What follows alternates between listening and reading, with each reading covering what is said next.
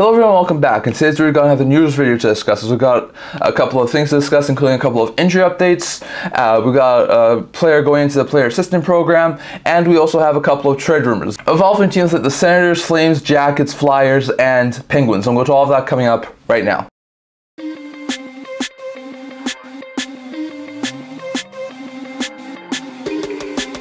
Hello everyone, welcome back to another video here at the Internet Hockey Channel. Now, before we begin this video, don't forget to like this video and subscribe down below.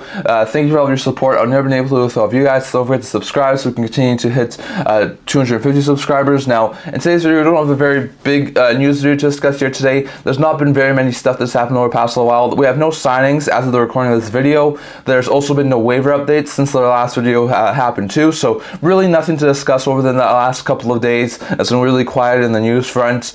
We will get to a quick NHL Player Assistant Program update here first. Nichushkin has gone to the NHL Players Assistant Program, so he's going to be out indefinitely now, seeking help from the Players Assistant Program. So not great news there. Hopefully he gets help for whatever he needs to get help for, but still really bad stuff there for not only Nichushkin to have to leave and go to the Player Assistant Program. I hope he's okay, but also for the Avalanche. That's a huge blow to that team. He's a solid top six forward. He was on pace for 40 goals this year, so that's going to be a huge blow, especially with a guy like Leason and Gabriel Landeskog already out due to injury. So huge blow there. Nichushkin's going to go on the Player Assistant Program out indefinitely. Hopefully it's not for an overly long period of time, but that is a bad blow for the Colorado Avalanche. But that's the only real update we have over the past couple of days. Going over to a quick injury update from the past few days. There's going to be a couple of injuries over the past couple of days, so here's the way it looks like right now. Josh Anderson has a lower body injury and is out day to day. Eric Chernak has an upper body injury and is out day to day. Alex Ovechkin has a lower body injury and is out day to day. Tobias Bjornfoot and Jack Eichel both have undisclosed injuries and out for an unknown period of time. Eichel's been placed on injury reserve, and Elliot Friedman was mentioning this on his recent 32 Stars podcast, saying it's a little bit concerning. So hopefully Eichel's not going to be out for an overly long period of time. Sean Couturier has an undisclosed injury out day to day.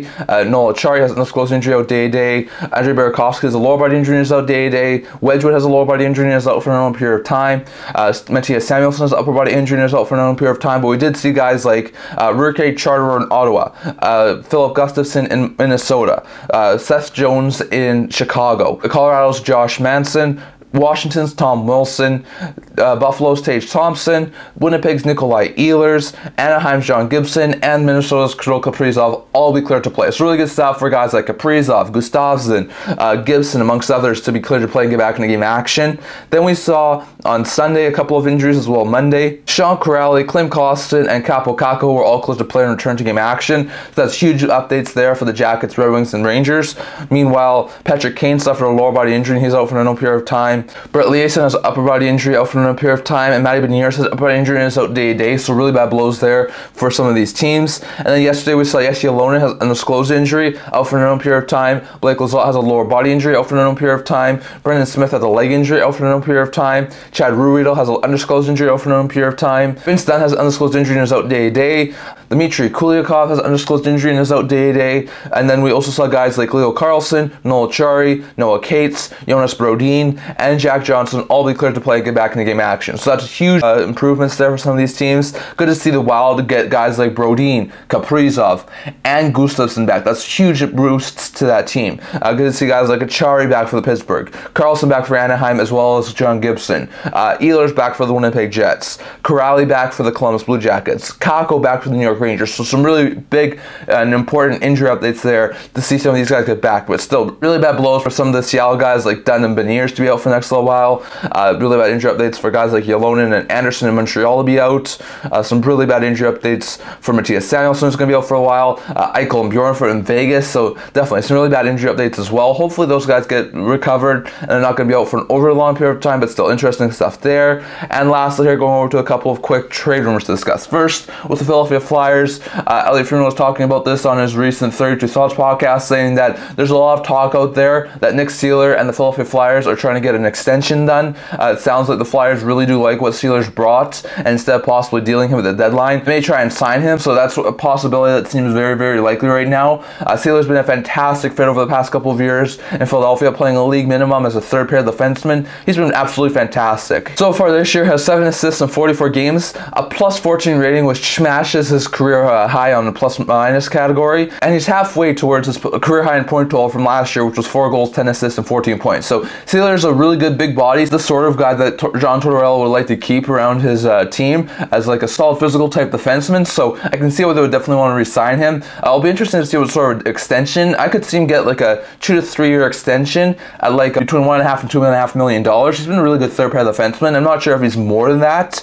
but still, I think he could get somewhere around there, and that'll be a substantial raise from his league minimum deal that he has right now. So it seems like Seeler's the one who's more likely to get an extension right now. Now, Elliot Friedman didn't rule out the fact that Sam Walker could also get an extension, but he does say that it's a little bit more likely that Seeler right now would get an extension. And Jeff Merrick also pointed out the fact that Walker's a right shot defenseman. Well, Anaheim can play on the right side. They just acquired Drysdale, who plays on the right side, and they also have Ristolainen, who plays on the right side. So it would make sense that if they were to extend Seeler, they probably would move Walker. So I do think it's possible you could see both of these guys be extended, but I do think it's a very likely possibility that Seeler's extended while Walker winds up getting moved. So it will be interesting to see. I do think it's going to be a really interesting thing to watch out for, but it sounds like Seeler is working on an extension with the Philadelphia Flyers, and they might get that in the not too distant future. If not, maybe Philadelphia still winds up trading him, but it sounds like, according to Elliot Friedman, Seeler is talking to Philadelphia possibly about a contract extension. They're going to try and get this done in the not too distant future.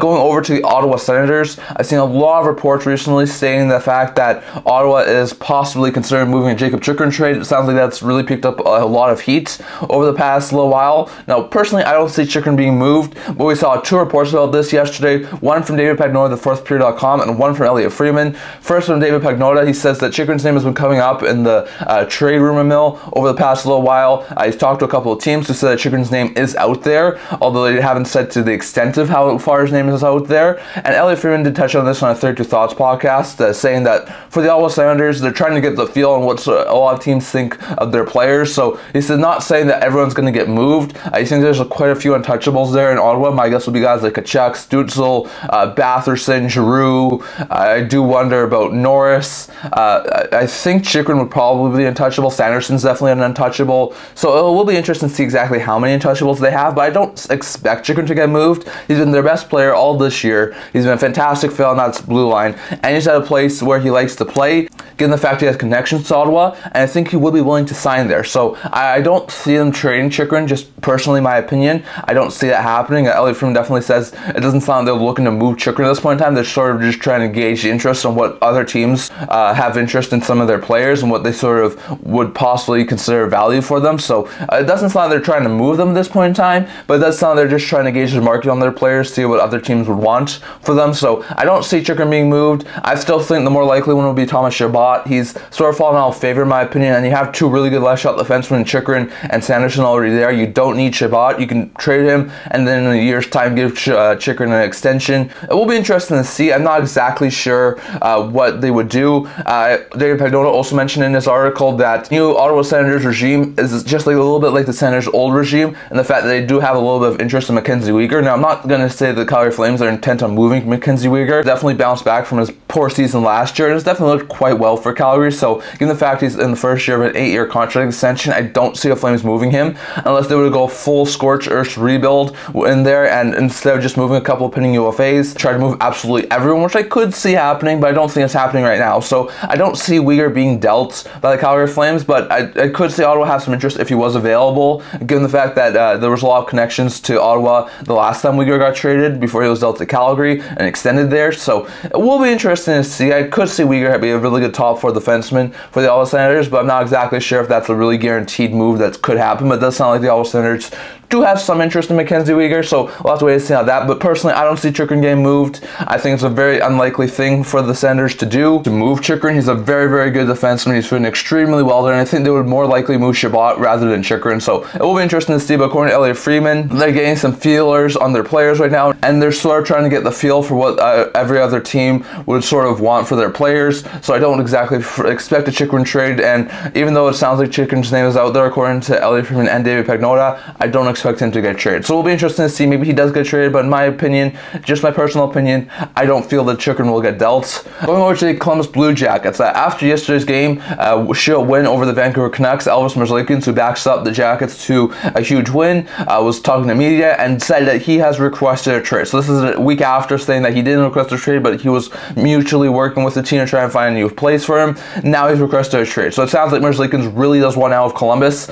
I would definitely expect him to possibly be moved. I'm not exactly sure if that's an in-season move, given the fact of his cap hit, 3 years left after this year at $5.4 million. It'll be extremely difficult to move in season, but there is a couple of teams who need goaltenders, so I could see it happening, but I'm not saying it's a guarantee. Merzlikins, in my opinion, is at the very least a solid 1A goaltender. He can be a tandem goaltender who gets a little bit more starts than his backup, so it would be interesting to see if there were some teams out there who try and acquire him. I think he would be a fantastic fit for some of these teams, like a Carolina or New Jersey. I've also seen some people link him to Edmonton, so it will be interesting to see if Merzlikins gets dealt, but it sounds like he has requested a trade. I think he could definitely be moved. Now, in my opinion, the Jackals would probably have to retain some salary. I would probably think between like $1 million and $2 million to sort of bump his cap it down to somewhere between like $4 and $3 million.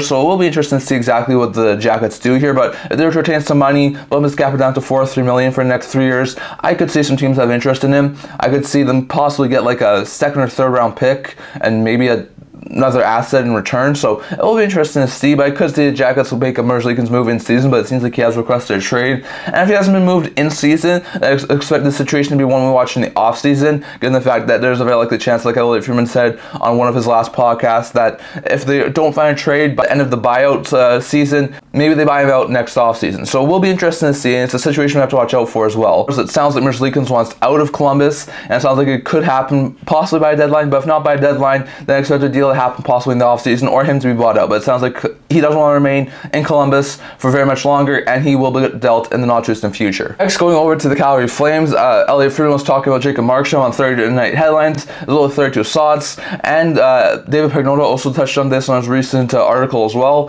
For Elliot Friedman, he said that Jacob Markstrom has a full no movement clause, so any sort of a deal involving him, he would have to approve. We know Kevin Weeks sent out a cryptic tweet on X, or Twitter as it used to be called, that it sounded like Markstrom was sort of picking up steam of possibly being moved. It never happened as of right now, but it does sound like Markstrom's name is out there. So according to Elliot Friedman, they have not gone to Markstrom yet to offer him a deal that he would need to waive his no-move clause. It sounds like they will not go to Markstrom with a huge deal for a deal that either they do not like or a deal that they don't think Markstrom would waive for. So they would have to have a pretty significant trade, or they would have to have a pretty decent deal from a team that they think Markstrom would waive from before they go to Markstrom to ask him to waive his no-move clause. He has this year plus 2 more years left at a $6 million cap hit, so it's going to be a really hard asset to trade, but it sounds like his name is out there. Now, it doesn't sound like he's been approached yet, so it doesn't sound like a deal is imminent, but it does sound like his name is out there, so it will be interesting to see what happens with Markstrom. But according to Elliot Friedman,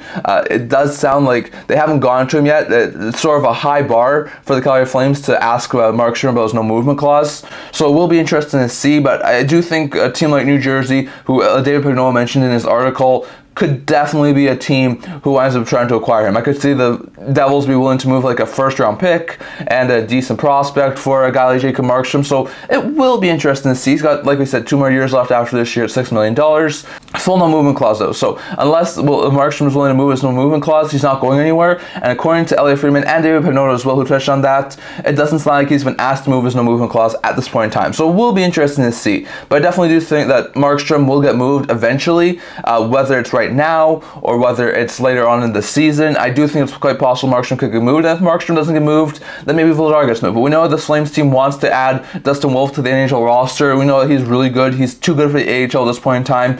he needs to be at the NHL level, at the very least as a backup, to start learning the game. He's their future #1 starter, and I think he'll be a fantastic addition for the Calgary Flames. But in order to do that, they need to move Markstrom over Vladar, and it sounds like Markstrom isn't the guy who's sort of being talked about right now, but according to Elliot Friedman, there needs to be a substantial trade offer made for Markstrom, or an offer be made for Markstrom to a team who the Flames think that he may be willing to waive his no movement clause to go to, in order for them to ask Markstrom about his no movement clause. And until that happens, it doesn't sound like their trade will be imminent. So it will be interesting to see, but Markstrom trade is not imminent, but it does sound like it could happen at the very near future, and we have to wait and see. And lastly, going over to the Pittsburgh Penguins, Elliot Friedman was also mentioning this about Jake Guentzel with the Pittsburgh Penguins, and he was mentioning how it hasn't been confirmed whether Pittsburgh will be sellers or buyers at the deadline. They're still in the playoff hunt.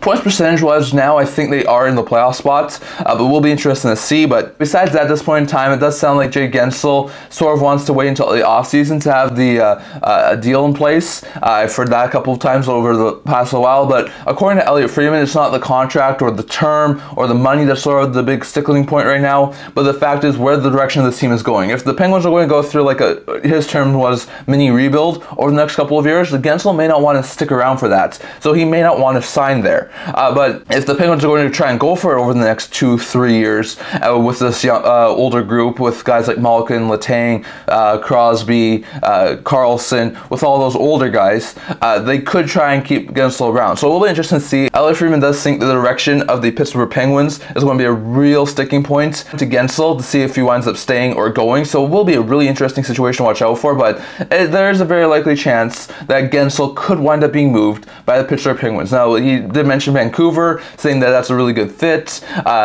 Jim Rutherford likes his former Penguins, so it will be a really interesting situation to watch out for, and he does think the Canucks could be players here if Guentzel was to be dealt, but it's not a guarantee. According to Elliot Friedman, it really does depend on what the direction of this team is. If they're going through a mini rebuild, expect the Pittsburgh Penguins to possibly move a couple of pieces, be sellers at the deadline, and possibly move on from Jake Guentzel. If they're going to try and go for it over the next couple of years, maybe Guentzel signs an extension before the trade deadline. It will be really interesting to see, but especially after the Nylander extension, Guentzel's probably going to want $10.5 million, in my opinion, and are the Penguins really prepared to pay that? I'm not exactly sure, so it will be interesting to see. I'm not exactly sure if Guentzel will sign or not, but it does sound like his name is out there. It does sound like he could be dealt, but according to Elliot Friedman, the direction of the team is going to be a huge point in whether he stays or goes at a trade deadline, so it will be interesting to see there. And lastly, I just want to touch on my recent trade bait board.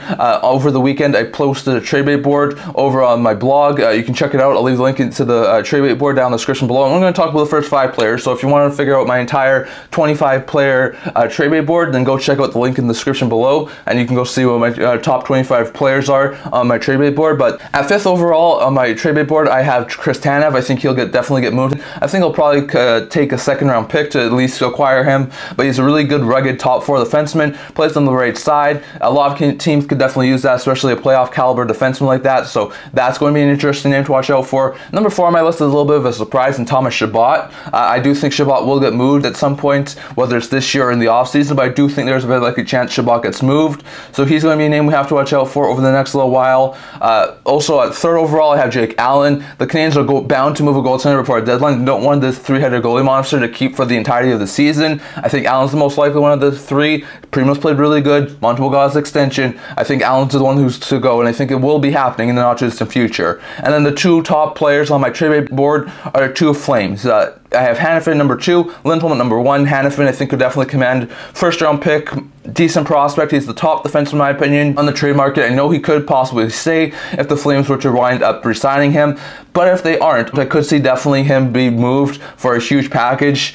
Lindholm's probably the best player on the trade market right now. The top line center could definitely get like a 1st round pick, really good prospect, maybe another piece as well, so I could definitely see him be moved. So in my opinion, my top 5 on the trade bait board at this point in time, on my trade bait board, the Intent Hockey trade bait board, is Tanev, Chabot, Allen, Hanifin, and Lindholm. Now, if you want to check out the entire 25 list, go check the link down below and you can see my entire 25 player trade bait board. But that's what I want to talk about for today. I'd love to hear your guys' thoughts on all this down in the comment section below. What do you think about Guentzel? Does he get moved? Does he extend with Pittsburgh? Where do you think the Penguins' direction is going? Are they going to go through a mini rebuild? Are they going to go through trying to compete for the next year or 2, even though they don't look like the Penguins of old? So definitely it's going to be interesting to see. I'd love to hear your guys' thoughts on that. Does Markstrom get moved? If so, where do you think he goes? Could they move him? And And do you think the Flames are going to be able to get a sort of high bar asking price for Markstrom, or a really good trade offer that they could give Markstrom to see if he waives his no movement clause? So we'll have to wait and see on that.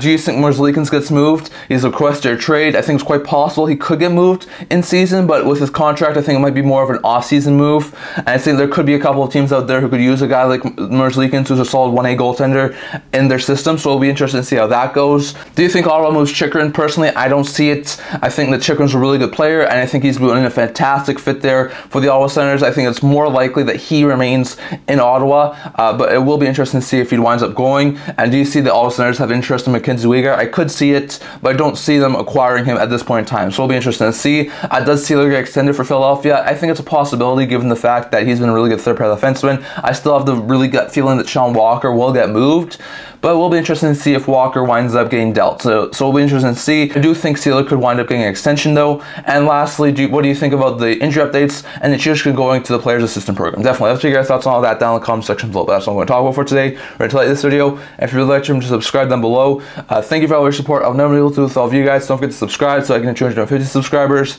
Also a blog talking about news, rumors, analysis, stuff like that. So check that out. I'll leave a link to that in the description below. And I can't wait to see you guys all for our next video. See you guys soon.